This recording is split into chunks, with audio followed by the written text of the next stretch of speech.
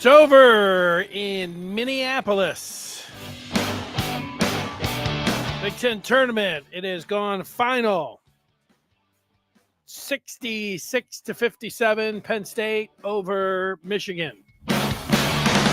Welcome in for the final Maize and Blue Review Michigan basketball post-game live show of the year, the season ending in Minnesota for Michigan as the number 14 seed, the Big Ten tourney in Minneapolis. It was the last chance for Michigan. They had to win the tournament or it was going to be it. And it ends in the first round. Michigan and Penn State. This was a game that Michigan, a lot of the times this year, if you watch Michigan, they played a pretty good first half and then not so good in the second half. Kind of different. Not that they played great in the second half, but they didn't play good in the first half. They actually won the second half, so it was kind of a flip now that you think about it. Sloppy first half, though. They had Michigan down 11, 33-22, just 22 points in the first half, but the Wolverines with 11 turnovers in the first 11 minutes. And then the second half, U of M cut it into single digits, but got down to 6. They didn't have as many turnovers, but not enough. Not enough. And this season ends with Michigan losing 24 ball games, the most they've ever lost, the worst season they've ever had. 2024, they lose 24 games, and that's something that will stand out if you are a Michigan basketball fan. Jared immediately saying the suffering has ended, and there's some truth to it there when you think about this. I might want to see him win a ball game. It's that time of year, you win a ball game, you win 2, suddenly things can look so much different for you, and but no, I mean, what am I even talking about? What am I even talking about? What we are just now waiting for is to see what Ward Manuel is going to do.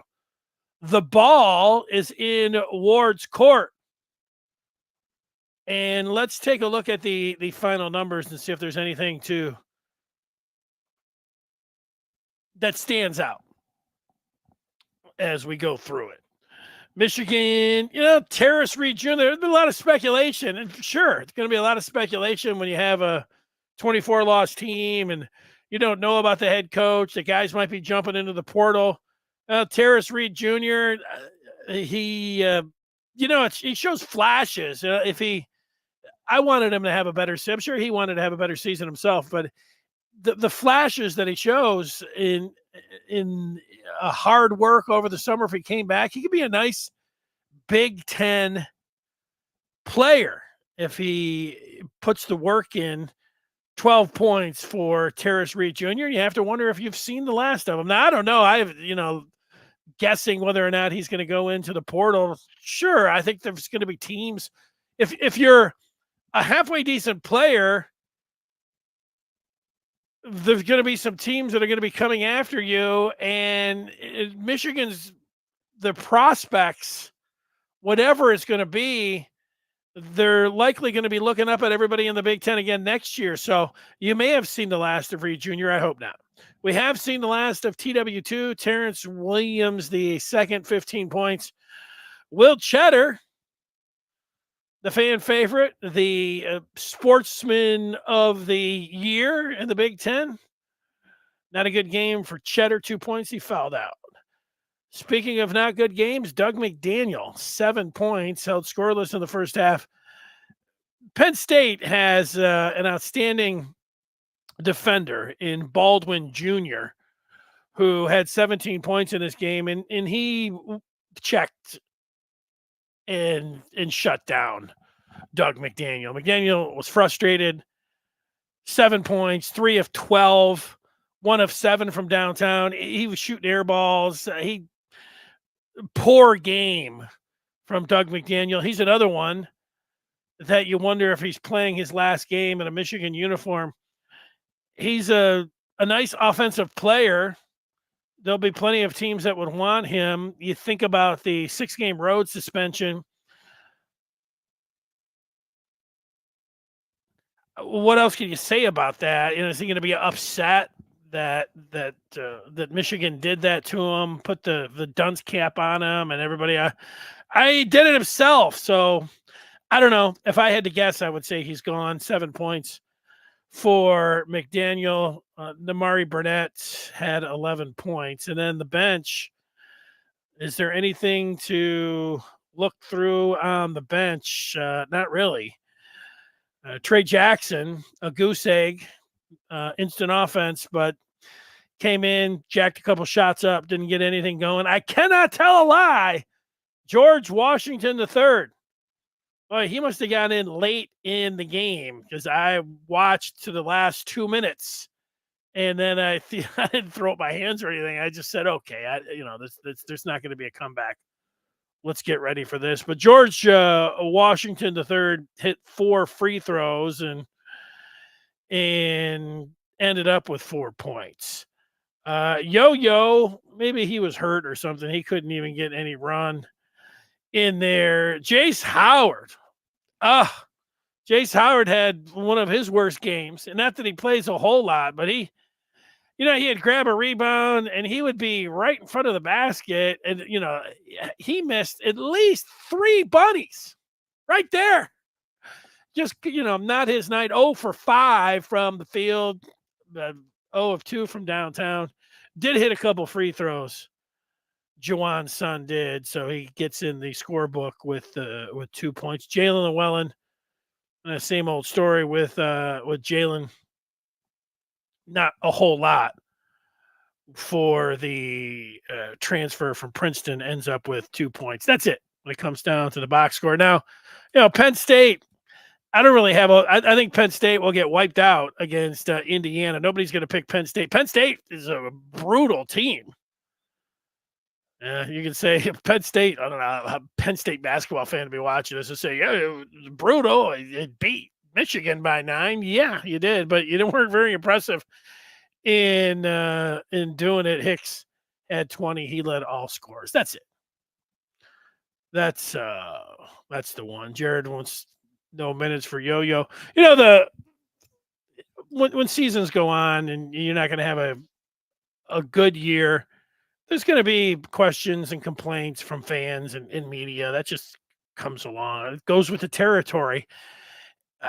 I didn't really buy into any throughout the season. It was even last year. There was this clamoring for, Will Cheddar, get him in the starting lineup. And then he put up some nice advanced metrics, but I really didn't see anything there. You didn't hear me banging on the table or anything for, they had to get Cheddar in there for some minutes. There wasn't a whole lot there. He can't play defense at all. So here's the thing, like nobody can really play defense. So I get that part, but the argument of George Washington III and Yo-Yo, those guys don't play at all. One, Yo-Yo's the sophomore, GW3, the true freshman. You can lose with those guys, getting them, some experience and try to develop them. But when I watched them come in, like they didn't do anything. There was nothing that you would watch where you'd say, they look like they have earned some minutes. But I don't know. It was watching Jace tonight, like. I don't know. Yo-Yo could do that. So it's just it's bad all the way around. Like I said, maybe Yo-Yo tripped in the locker room or something. It doesn't matter. He could have got him in for a minute or two. You could say, well, he'll be in the portal. I don't know. Where is he going? I don't think anybody's going to be clamoring for Yo-Yo to come to their school or anything, but that's that. And you get the other part when you have the worst season ever. You look at the roster. There's not a whole lot. There's nothing to look at and say, oh yeah, this is a bright spot, or they have this going for them, or any of that. I got a couple recruits coming in next year, and we have to see. The first thing we have to see is if what they're going to do with Juwan Howard. My guess is that Juwan Howard's not going to be the head coach next year. The argument to keep him, Ward Manuel might look at the health situation that Howard had, said that because of that he couldn't give his all, and he came back, and he would give him another shot. I think the other part to that is that 4 years ago, most people wanted Jim Harbaugh fired, and they were telling that to Ward Manuel, and Ward Manuel knows that people want Juwan Howard fired, and he could say, look, you guys wanted Jim fired, and I stuck with him, and look what happened. So he might feel emboldened by that choice. I'm not saying that's a good choice for, in fact, I think it's a bad choice for Ward, but I think those two things. But when you're in this job, I think you just have to look at the future, and you have to just think about the prospects. If they were going to bring him back, and they say, all right, go ahead and change up the coaching staff, do whatever, you do some of those things. Whatever the interest is in Michigan basketball right now, not very high. It will be at its all-time low if Howard is retained, and it's only going to go down from there. There's not going to be anybody going to the games. There's not going to be, if there's some kind of drumbeat for a collective, like, let's put your money towards Michigan basketball. Nobody's going to be putting any money down to go to the games or to put in any kind of charity basket to try to bring in any players. So I think it's hopeless if Howard comes back. You're going to be in the same spot next year, except it's going to drop down further. So I think there's only one thing that can be done, is to talk to Juwan and say, yeah, it's a tough year for you, of course. Hope you can get your health 100% correct. You played here at Michigan. You came in. You displayed the love for the university, and these just last 2 years, they're just going to go in another direction, and that has to be the choice. I did talk with somebody yesterday who was telling me, like, Juwan Howard in his second year, he didn't forget how to coach. He did a fabulous job. He was coach of the year. And even if the argument is, and there's a little bit of truth to that, because there were a lot of John Beilein players on there, but there were a lot of Juwan Howard players in there. That was the year Juwan Howard went into the transfer portal and got Mike Smith. That wasn't John Beilein that did that. That was Juwan Howard going into the transfer portal and getting Shondae Brown. Shondae Brown was an awesome player for Michigan. Hunter Dickinson, he was recruited by Juwan Howard. Franz Wagner, he was a freshman. People don't want to give him credit for Franz Wagner. He was a freshman the first year Howard was there. I know that his brother was, but so what? He was there. You give him the credit. So there's the, 4 players there. And Austin Davis, he got hurt, but he developed and looked pretty good for a big man. I liked what I saw there. And I know Eli Brooks and the people love it, the DNA for John Beilein, and there has to be a little bit of that is true. But you also have to give them credit. They won the Big Ten. They came a shot away from getting to the Final Four. So if he could put it all together, he can do a decent job. But just the last 2 years were just so bad. I'm not, that's the argument. And for me, the argument it's gone completely downhill. Sure enough, in his third year, they They found a way to get into the tournament to their credit, and then they won 2 games also to their credit. But last year was a disaster, and this year was worse. So that's all. So I will just find out. We'll hold our breath, and we'll find out. I'll take some of the feedback here. Gavin says it's going to be an interesting 24, 48 hours. That's right. Michigan Go Blue says Yo-Yo is going to transfer very soon. I'd assume a couple other guys will too. Like I said, I'm not really sure where Yo-Yo's going. He's going to a mid-major. Sure. I think those guys should find out who the coach is going to be first. But yeah. You want to tell me that this guy's going into the transfer portal? I could say sure. Mark's talking about nice game PSU. PSU did not impress me at all. Gavin says it's going to be a mass exodus with a new coach if it is. Yeah. So what? I would say I like Terrace Reed Jr. I'd like him to come back and play for Michigan. If Juwan Howard stayed and they went into the transfer portal, that would be disappointing. But look at the team. That would really be a big blow. A big man and Juwan Howard, but that's not enough. And that is part of the equation. Looking at the roster, is Doug McDaniel, you fired Juwan, McDaniel and Reed are gone. Okay. Doug McDaniel's an exciting offensive player, but what he did this year, he could be a nice player to root for to come back, but he can't play any defense, and he's very streaky. And I don't know how big he comes up in tight moments. How many times? Can you name any time that he came up big in a big moment? The first couple weeks or first couple games, I should say. He looked really good, but the suspension and he's a little point guard that is exciting, but I don't know. I think you can replace him. Go Blues talking about Ruth's. Definitely going to be a lot of players that will leave. Yeah, Connie Roos is hanging out, and he did not sign in the early signing period.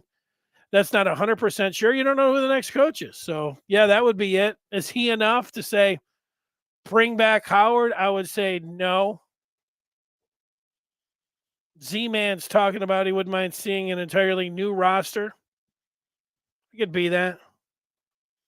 Jared's saying was hoping for some progress. Can it all be on Juwan?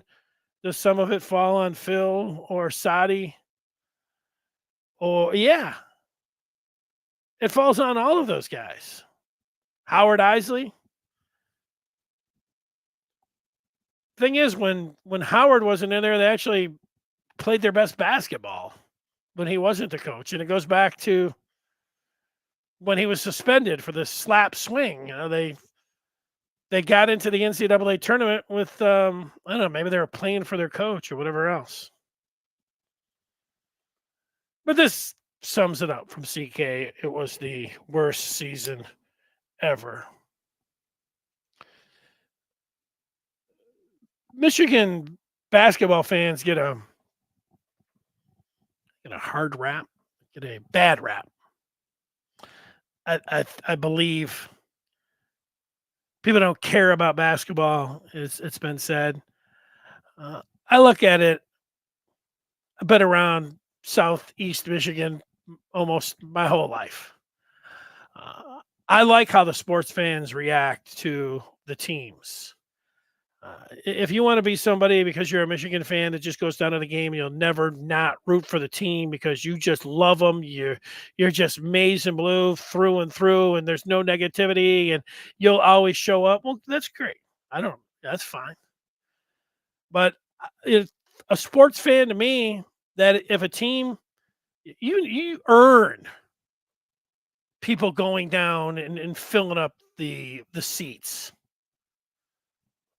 Look at the Pistons right now. There's nobody going down in those games. They don't deserve it. The difference is football. Everybody's addicted to football so much and loves it. It doesn't matter if you're that bad. But even football, you saw, a few years ago, even at Michigan, where you had to get free tickets for, if you bought a Coke or something to get this streak, to keep the sellout streak. So there was some of that. But my point is that the basketball fans, they get a bad rap that it's not a basketball. It is everything. Everybody in Michigan and pretty much everywhere in the country. I know that Tobacco Road, they love college basketball. Yeah, it's not the same. Like talking about hockey in Canada, but our friends up the road at Michigan State, they like to say, it's not a basketball. Look at all these fans. I got news for you. When Izzo's done, maybe after this year, and State falls on some hard times and they have a few lean years, people aren't going to be going to the Jack Breslin Center and all these people that are talking about we're great basketball fans. That place will be empty too. They're mostly like most of the other fans in the Midwest into the state of Michigan. If you don't put a good product out on the floor, out on the court, people aren't going to be interested. And that's the biggest thing with this program right now. They're not putting a product out on the floor that people want to see. If they do that, then people will come. They will go to the games. They will fill it up, and they will follow the teams. You want people to sell it out every night and everything.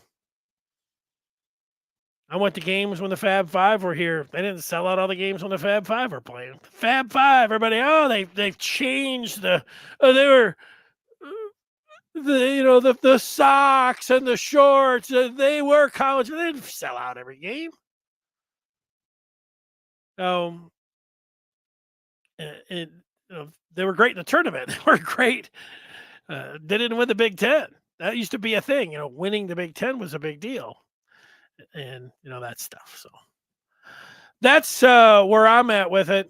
I do want to thank all of you folks for watching this post-game show. Man, I'm really looking forward to these next few days. Really, after the Wednesday, this first round, all day at noon, from noon to midnight tomorrow. Same thing on Friday, same thing on Saturday. I don't mind having some championship games on Sunday. I was listening today to a national show where they were complaining about, it's Sunday. I don't even know how to have games. Everybody just wants the bracket and everything. Because people like watching college basketball, and you like to see who's going to win in a big time matchup. If it ends up being whatever, Purdue and Illinois, you want to watch that. Going to see who is going to be around there and how that's going to go. So, and then of course, the following Thursday, Friday, Saturday, and Sunday, I'll be taking that in. Keep an eye out. Maybe we can find somewhere in Ann Arbor, maybe get together and watch some of these games. Watch a session or two with the tournament coming up. That'll do it. I'll see a few more feedback coming in, or read a few, and then that'll be that. Matt says this team not only stunk, they weren't even lovable losers. Felt like they all disliked each other. Yeah, I can't tell you that there was any redeeming value. They play a sloppy game when you're turning it over. Your seniors are bricking front ends of one-on-ones, missing both free throws. They don't play well together. They didn't respond to coaching, or they're not well coached. They're not fundamentally sound. They don't play defense at all. The biggest thing about this team is that the will to play the game was not there for this team. you can get into a stance and try to play, but it was pretty obvious that these guys, they don't want to fight. You got to fight. A lot of you hear people talk about basketball players, and you'll hear people say that guy's got a lot of dog in him. Well, this team had a lot of dog in them, but not the kind that everybody's saying that they want. They played like dogs a lot of the time. And especially on the defensive side, you need to wake up and be ready to fight when you're stepping on the court. And they didn't. And that's a reflection of the coach. Now, what happened when they had his team in 21 and whatever it was, right, with his health, and he was wrapped up because you should be, and thinking about your life, and he just couldn't connect with his players that way. Yeah, I get that. That's tough. Somebody told me that I was cold and heartless, talking about Juwan Howard, throwing him out on the street because of his health. Being a coach is a tough job. There's some jobs where you lose the job, and there does seem to be a cold. Business is cold and heartless. Sports is the same way. It's and I would just say for the people that feel that same way, because Juwan is a Michigan man. He loved the job. He loves Michigan. I don't doubt that. These guys get paid a fantastic amount of money, and I don't care if Juwan Howard needs it or not. I don't think whatever. People like money, but these guys get paid an extraordinary amount of cash to go out there, and that's the